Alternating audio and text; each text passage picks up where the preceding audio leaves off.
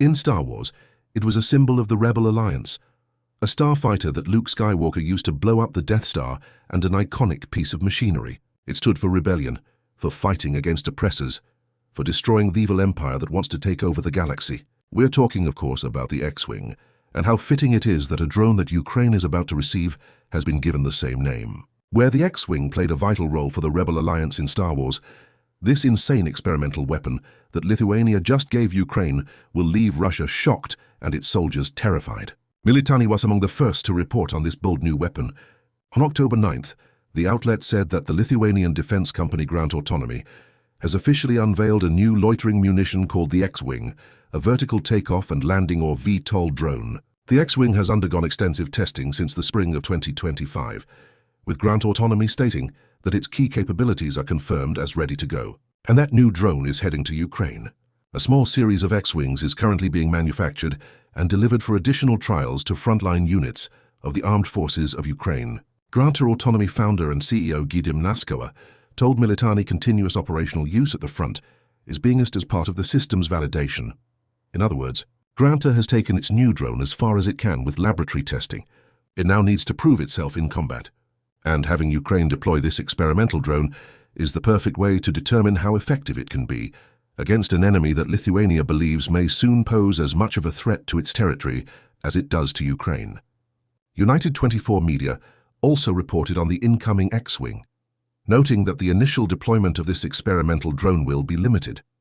However, Granta is working on building up to mass production, assuming the combat testing about to be carried out by Ukraine proves successful. By the beginning of next year, Granta expects to have scaled up to the point where it's producing several hundred of these interesting airframes per month. If everything goes as Granta and Ukraine hope it will go, then 2026 may become the year that Ukraine is able to use a weapon that carries a very symbolic name to fight back against a nation that seems bent on domination. But first, Ukraine needs to find out if the X-Wing lives up to its billing. And at first glance, Lithuania's new drone seems like a very impressive piece of kit. The basics come from Militani, which says that the drone is interesting because it combines the VTOL capabilities of a typical quadcopter drone with cruise flight that is enabled by its X-shaped wings. The ability to cruise means that the X-Wing can travel over greater distances using less energy in cruise mode, compared with other small unmanned aerial vehicles Ukraine is using against Russia. Cruising capability also means that drone operators will gain the ability to fire on Russian targets without requiring any sort of special infrastructure. As for technical specifications, Goa offers one of the most important. An endurance range of 50 kilometers is the initial specification, which will be improved. However, we will consistently balance the extended capabilities of the X-Wing with its production cost, Goa told Militani in October. That amounts to about 31 meter, which is over twice the 12 range of the average FPV drone per an October 9th Forbes article. The X-Wing won't be limited by fiber optic cables either, which gives it a clear advantage over those kinds of drones. Plus, pay attention to what Goa said. 50 kilometers is the baseline. Further development will follow the testing phase that is about to take place in Ukraine, meaning later versions of the X-Wing will be able to travel even further. Lithuania may have just handed Ukraine a drone that could change the entire complexion of the battlefield. Medium-range strikes conducted from relative safety could now be possible. At the farthest edge of its range, an X-Wing could strike a Russian target while leaving its operators with plenty of time to evacuate before a Russian response can arrive. Beyond that, we know that the drone can carry an explosive payload weighing about 4 kilos, which is roughly equivalent to 8.8 Libby. It's also pretty fast, capable of reaching speeds of up to 144 kilometers or 89 millimeters. That speed is important. Slow-moving drones are vulnerable to everything from air defenses to small arms fire. A drone that rockets along at almost 90 meters is very difficult to hit, especially if it's flying so low to the ground that air defense radars aren't able to pick up on its presence. Other important features include a combination of daytime optics and a thermal imager, making the drones usable 24 hours per day. That capability comes from Grant's micro gimbal camera, which has also been built to continue operating in environments where global navigation systems have been denied or jammed. So an X-Wing operator can maintain control at all times regardless of the many electronic warfare tricks that Russia attempts to pull from its sleeve. We also can't ignore the Granta data link communication system. Granta has already ensured that this system is capable of communicating directly with the standard ground stations currently used in Ukraine. The base version of the X-Wing also makes use of some artificial intelligence or AI, Its guidance system incorporates some AI elements that allow it to identify and target camouflaged assets on the ground. This combination of features makes the X-Wing a nightmare for Russia's forces. What Ukraine is about to receive is an experimental drone that combines speed and agility to make it capable of evading Russia's countermeasures. The warhead employed by the drone is also versatile thanks to its fragmentation properties. That means Ukraine can use the X-Wing to tackle personnel, lightly armored vehicles, and even radar stations. The latter would allow Ukraine to enjoy the ultimate irony of taking out the eyes of the very systems that are supposed to be shooting its drones out of the sky. The X-Wing nightmare will get even worse for Russia in the future. Granta says that it's currently working on introducing full swarm autonomy via a mesh network to its drones. With that technology in place, Ukraine would gain the ability to launch full swarms of X-Wings that can operate independently of human interference and in tandem with other X-Wing drones that are connected to the same network. Swarm technology utilizes AI in far more interesting and devastating ways than simply empowering a drone to identify hidden targets. The Wall Street Journal has reported on this emerging tech, claiming that it's the next frontier of drone warfare because of the sheer amount of potential that swarms offer. In theory, a swarm network could allow the user to link thousands of drones together into a single network, all of which can be used to overwhelm the defenses of a target. Even dozens in a swarm would cause major problems for Russia's soldiers. Imagine 20 or 30 X-Wing drones, all flying almost as one, though also intelligent enough to fly in a formation that makes it difficult for air defenses to take them down. Those drones are all zeroed in on a single target, and they'll fly at that target all at once and from many different angles to ensure a direct hit. That's the sort of threat that Granta wants to build into its X-Wing drones, but it isn't quite there yet. We'll dig a little deeper into the impact that drone swarms could have on the Ukraine war later in the video, but for now, we'll conclude our examination of Grant's X-Wing with a single number. $10,000, that's how many euros Granta claims a single X-Wing costs to build. That translates to roughly $11,560, which is a tiny price to pay for a drone that is capable of causing as much damage as Lithuania's experimental weapon. A price tag comes with the caveat that later versions of the drone, particularly those that incorporate swarm technology, will cost more. But for an already impressive baseline version of the X-Wing, a little over $11,000 seems like an absolute steal. It certainly compares favorably to the source of targets the X-Wing is designed to take out. In 2025, a single soldier costs Russia $31,200 per year, based on an October CNN estimate that a first-year contract soldier fighting in Ukraine earns about $2,600 per month. That's without counting for the lump sum that recruits receive just for signing up for Russia's military in the first place. These one-off payments can be as high as $36,560 in some regions, which is added to a $4,900 payment the soldiers get from Russia's federal government and the wages we just mentioned. An X-Wing that takes out a single Russian soldier will cost Russia over $70,000. Ukraine will spend just $11,000. And if the new drone is as effective at taking out lightly armored targets and radar systems as Granta claims it is, the cost of Russia's losses could end up in the millions for a comparatively tiny outlay on Ukraine's part. To temper all of this, it's important to reiterate that the X-Wing is still in a testing period. Though it's proven itself in the Granta labs, Ukraine still has to discover if the new drone's range of features makes it a viable asset on the battlefield. Based on what Granta has said, it seems likely that the rest of 2025 will be dedicated to combat testing the new drone. With the increased production plan for 2026 gearing up if and when the new X-Wing proves itself in Ukraine, assuming the X-Wing is everything that Granta claims it to be, it's going to have some interesting company on the battlefield. For one, there's a drone that Ukraine itself has built that bears a striking resemblance to Lithuania's experimental drone, dubbed the Flycat. This drone was unveiled by Octava Defense in July, and it features similar capabilities to Grant's drone. These include the ability to loiter autonomously, identify targets, and conduct kamikaze strikes, all without relying on any form of satellite navigation.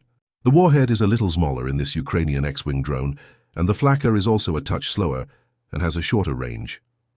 Still, the combination of these two drones will be the last thing Russia's forces would want to see on the battlefield. United 24 also reports that Ukraine has just completed a successful test of its new Zhuk drone, just days before Granta announced that the X-Wing will be arriving in Ukraine.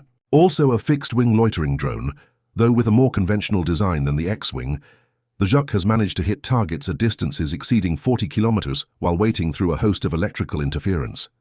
That's the point. The drone, which was designed by a company called Atana, was made specifically to counter Russia's electronic warfare countermeasures. One test of the Juxoid reached a target 67 kilometers or 41 mi away, showcasing that Ukraine is just as capable of developing loitering munitions as its partners. Not that any of this means that Ukraine doesn't want Grant's X-Wing.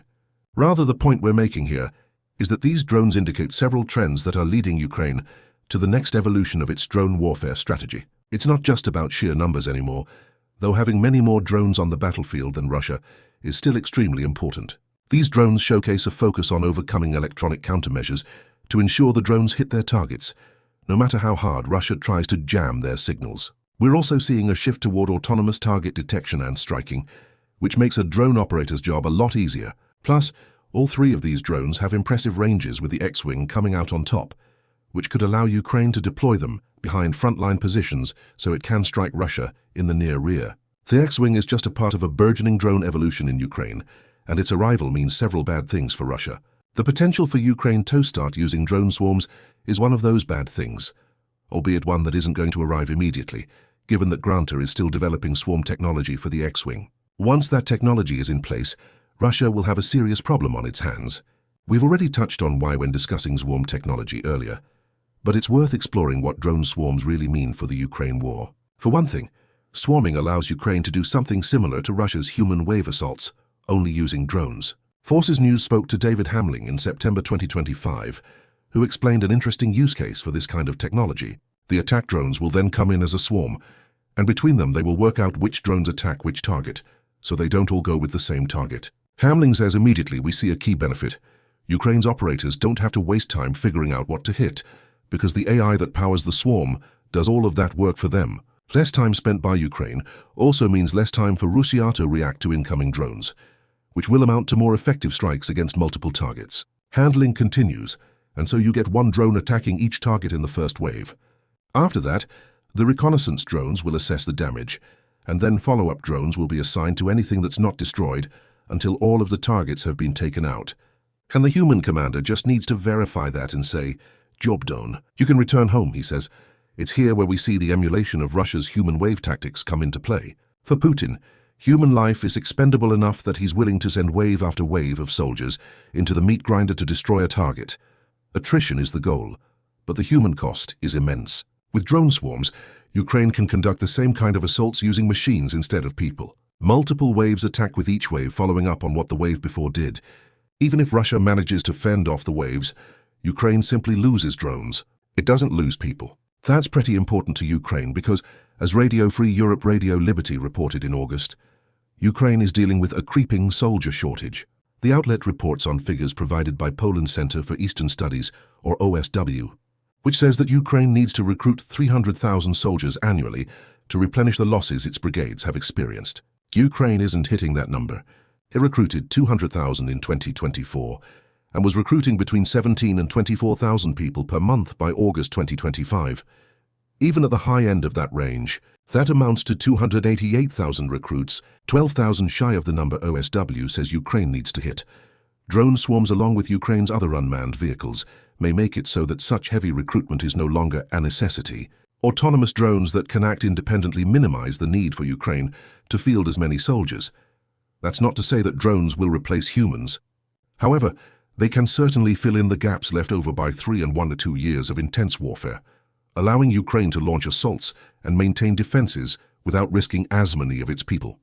A lower casualty rate also means that Ukraine doesn't have to recruit as many soldiers. We also can't ignore the impact that the X-Wing will have on Russia, even without its upcoming swarm capabilities. Even the base model is designed to be a death-dealing machine, and Russia could use far less death as it tries to maintain the strength of its assaults against Ukraine. This is a country that has already lost more than 1.12 million people to death, injury or capture, according to Ukraine's Ministry of Finance. And it's drones that are doing more direct damage to Russia than any other weapon. By April 2025, drones were reported to be the cause of up to 80% of all casualties in the Ukraine war. Army Technology used Russia's casualty figures from April 8th to highlight what this means, noting that drones would have been responsible for 1,000 of the 300 losses Russia experienced on that day alone. The sheer number of drones that now roam the Ukrainian battlefield has made it so that there is no safe space for Russia's soldiers, Hamling said on October 9th when writing for Forbes. Hamling discussed how Ukraine has done an excellent job of giving, itself a choice of drones that it can use for short, medium and long-range attacks. Lithuania's X-Wing fits into the middle category, and it will be ideal for creating kill zones in areas of Ukraine that are already occupied by Russia. Thanks to the drone's automated tracking and targeting, Ukraine just needs to deploy some X-Wing drones and leave them to do their thing while it concentrates its people on the combat lines. Any new drone adding to Ukraine's already impressive stockpiles is bad enough for Russia.